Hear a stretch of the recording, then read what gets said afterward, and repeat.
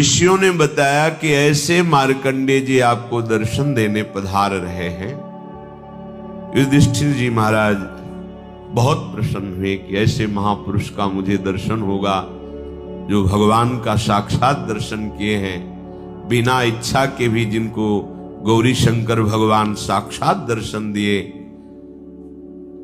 थोड़ी देर में देखा जैसे कोई कई सूर्य एक साथ उदय हो गए हो, ऐसा प्रकाश दिखाई दिया। उस समय आश्रम पूरा तेज से उद्दीप्त हो गया और पुरातन महर्षि श्री मार्कंडेय जी का ही वो तेज था। सब ब्रह्म ऋषि और पांडवजन हाथ जोड़कर खड़े हो गए। मार्कंडेय जी की अंग कांति से जैसे अग्नि में ज्वाला प्रकट होती है, ऐसे तेज प्रकट हो रहा था। देवता, ऋषि, मनुष्य कोई भी ऐसा नहीं जो इनकी पूजा न करता हो। अर्थात सर्वश्रेष्ठ श्री मार्कंडेय जी महाराज को देखकर अनुपम धैर्यवान, परम पवित्र बुद्धि से संपन्न युधिष्ठिर और पांडवजनों सब ने साष्टांग प्रणाम किया। ब्रह्म ऋषियों ने स्तोत्रों के द्वारा स्तुति की। अमित तेजस्वी सर्वज्ञ महात्मा मार्कंडेय जी, द्रुपद कुमारी द्रौपदी, युधिष्ठिर, भीमसेन, अर्जुन, नकुल, सहदेव, इन सब के बीच में उनको सुंदर आसन मिला, विराजमान हुए। सब ऋषि तो उदासीन थे, पर मार्कंडेय जी युधिष्ठिर को देख करके मुस्कुराए। युधिष्ठिर जी ने देखा कि तो त्रिकालज्ञ महापुरुष हैं, क्या मेरी ऐसी अवस्था को देखकर ये मुस्कुरा रहे हैं? ऐसा तो नहीं होता। संतों का स्वभाव होता है कि दुखी को देख करके उनको दुख का अनुभव होता है। सब ऋषि उदासी छाई हुई, पर ये बहुत मुस्कुरा रहे हैं। तो उन्होंने कहा कि हे महामहिम, ये जितने तपस्वी ब्रह्म ऋषि जन हैं मेरी अवस्था देखकर संकुचित हैं और दुखी हैं, पर आप मेरी ओर देख करके प्रसन्न मुद्रा में मुस्कुरा रहे हैं, इसका क्या कारण हो सकता है?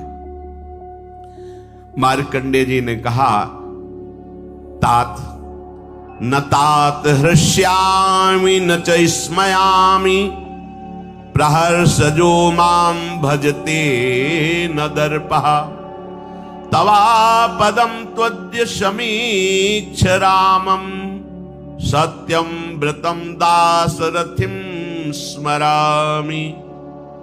हे तात, हे युधिष्ठिर, मैं कभी हर्षित नहीं होता, इसलिए मुझे शोक कभी स्पर्श नहीं करता। मैं अखंड प्रसन्नता से युक्त रहता हूं। मेरा मुख सदैव प्रसन्न रहता है। मुझे कभी किसी से मिलने से सुख नहीं होता, ना मिलने से दुख नहीं होता। मुझे कभी किसी प्रकार का अभिमान स्पर्श नहीं कर सकता। आज जो तुम्हारे को विपत्ति में पड़कर देखकर मेरा मुस्कुराना, तो आपको देख करके मुझे भगवान श्री राम की याद आ गई। आप क्या हो, आपके साथ तो महारथी 4 भाई हैं, बड़े बड़े ब्रह्म ऋषि घेरे हुए हैं, और आप पादुका भी पहने हुए हैं। लेकिन भगवान श्री राम अपने पिता की आज्ञा के लिए ना तो कोई अन्य सहयोगी है और ना पादुका पहने हुए हैं, केवल एकमात्र सारंग धनुष और लक्ष्मण जी और सिया जी के सहित बड़े कष्ट से वन में दशरथ नंदन श्री राम का मैं मिला था उन्हें ऋषिमुख पर्वत पर। उस समय जो उनको देखा था, क्या तुम्हें कष्ट मिल रहा है? भरण पोषण के लिए भगवान सूर्य ने तुम्हें बटलोई दे दी है, और तुम्हें सदैव अन्य स्मरण ना हो इसके लिए ब्रह्म ऋषि भागवतिक चर्चा सुनाते रहते हैं। भारी व्यवस्था है तुम्हारी, तुम्हें क्या कष्ट है? अगर हम उधर चिंतन करते हैं तब मुस्कुराहट आए कि तुम अपने को शोक में मानते हो। स्वयं भगवान होकर के 14 वर्ष का वनवास, विशेष उदासी, कभी किसी नगर में नहीं गए, पादुका भगवान ने नहीं पहनी। उन श्री रामचंद्र जी का स्मरण करके मेरे मन में प्रसन्नता हुई और मैं मुस्कुरा रहा हूं कि तुम्हें शोक नहीं करना चाहिए। ऋषिमुख पर्वत पर उनके दर्शन हुए थे और उनसे वार्ता भी हुई थी। दशरथ नंदन श्री राम सर्वथा निष्पाप थे, यमराज के भी नियंता और दानों के नाशक। उन महात्मा श्री राम ने केवल अपने पिता की आज्ञा पर 14 वर्ष का वनवास स्वीकार किया। जो युद्ध में अजेय हैं उनको संपूर्ण भोगों का त्याग करके कष्टमय वन में निवास करना पड़ा। इसलिए अपने को बलशाली समझकर किसी को कभी भी अधर्म नहीं करना चाहिए।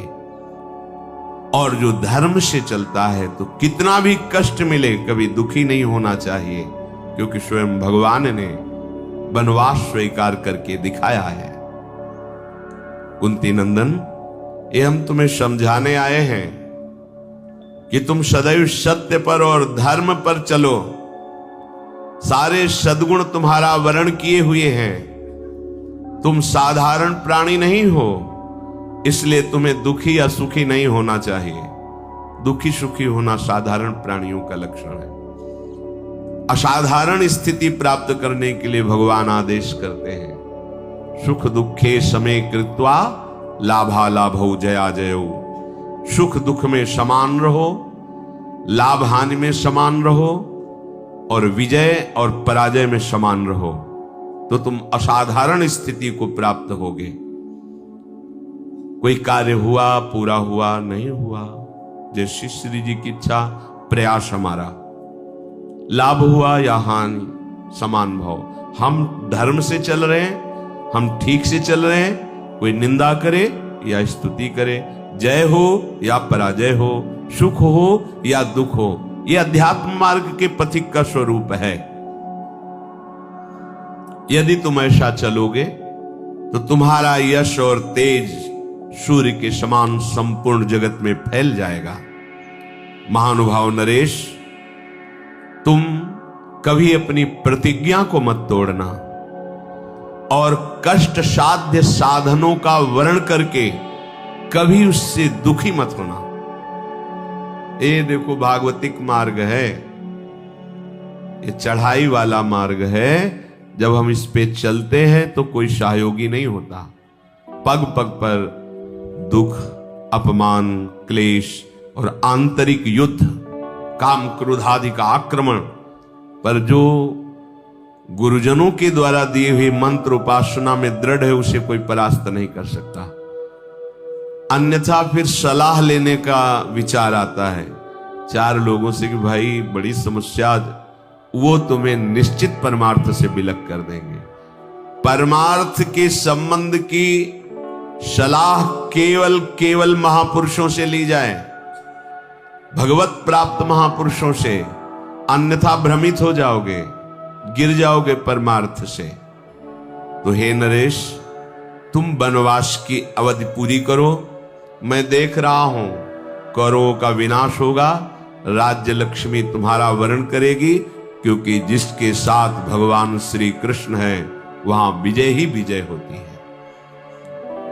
महर्षि मार्कंडेय जी ऐसा कह करके और वहां से अंतर्ध्यान हो गए। भगवान के परम प्रेमी भक्तजन जो होते हैं, ये जितने बड़े बड़े महापुरुष होते हैं, ये सब स्वाभाविक आके दर्शन देते हैं। भगवान के दर्शन के पहले महापुरुषों का दर्शन होता है, ये सिद्धांत है। जब किसी को भगवान का साक्षात्कार होना होता है तो उसके पहले बड़े बड़े भगवत प्राप्त महात्माओं के दर्शन होते हैं, दिव्य। फिर उसके अंदर वो सामर्थ्य आती है जिससे भगवान का दर्शन करने का अधिकार प्राप्त करता है। श्री मार्कंडेय जी के चले जाने के बाद ब्रह्म ऋषियों की सभा में चर्चा हुई कि क्रोध बड़ा है या क्षमा। अगर हमारे साथ कोई दुर्व्यवहार करता है तो मुझे क्रोध से विजय प्राप्त करनी चाहिए या क्षमा से? तो उन्होंने कहा कि दोनों अपनी जगह ठीक है। ना तो सदा क्रोध ही करना चाहिए और ना सदा ही कोमल बने रहना चाहिए। विवेक पूर्वक देखना चाहिए कि इस समय आवश्यकता किसकी है, तेज धारण करने की या शांत होकर सहने की। जो इस विवेक को नहीं धारण करता है वो अपने सतमार्ग को खो देता है।